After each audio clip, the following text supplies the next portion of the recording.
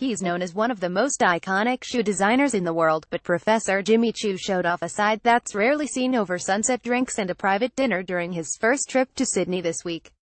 The Malaysia-born shoemaker, 68, had guests in thralls of laughter as he regaled them with tales of making bespoke stilettos for A-listers such as Kylie Minogue and Elle Macpherson and his most famous client who became a close friend, the late Princess Diana. Jimmy Choo had private drinks and dinner hosted by American Express at Café Del Mar, Sydney, on Tuesday. Photo Gary Friedland speaking about the first time they met to fit her for a royal trip. He said, "When I told my mum, she reminded me of the Chinese tradition that everything had to be new. I cut my hair. I got a new suit from Marks & Spencer and a pair of Superman underpants. I worked with her for 7 years. If it wasn't for those Superman underpants, I would not be here today." But it was his tale of a young Prince Harry during one of his trips to Kensington Palace that really brought the house down. "I walked up to the palace with my case and Prince Harry, who was outside throwing stones and sand and yelling, came up and yelled Bruce Lee or Jackie Chan." Choo laughed. "When I met Prince Harry many years later and told him, he said, 'I would not call you that, I call you Superman, Jimmy Choo.'" While royals, celebrities and learning the art of shoemaking from his cobbler father in Malaysia were meant to be the speaking points during the after-dinner Q&A, Choo continuously went off topic to speak about his true love women.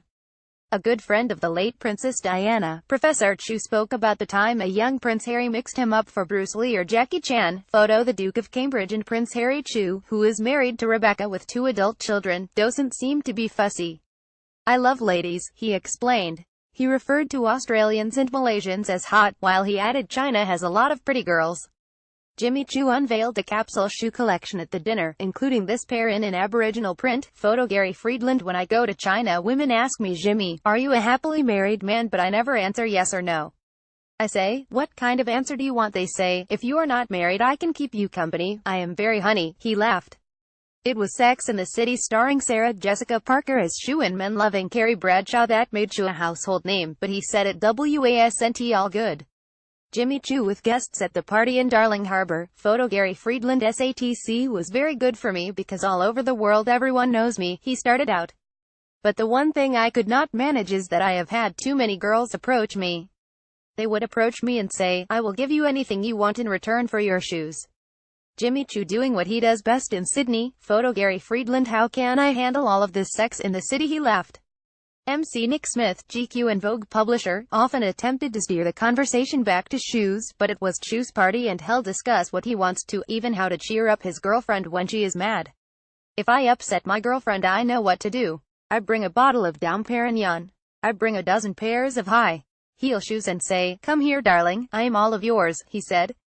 Choo, who is no longer associated with the global brand bearing his name, having sold his half-share in the luxury fashion house in 2001, now goes by the name Professor Jimmy Choo to prevent copyright issues. During his first trip to Sydney at the dinner hosted by American Express at Café Del Mar, he unveiled his capsule shoe collection, The Rise of the Phoenix, under his Chinese name Zhou Yang Jia, that included a pair of slingbacks in an Aboriginal print.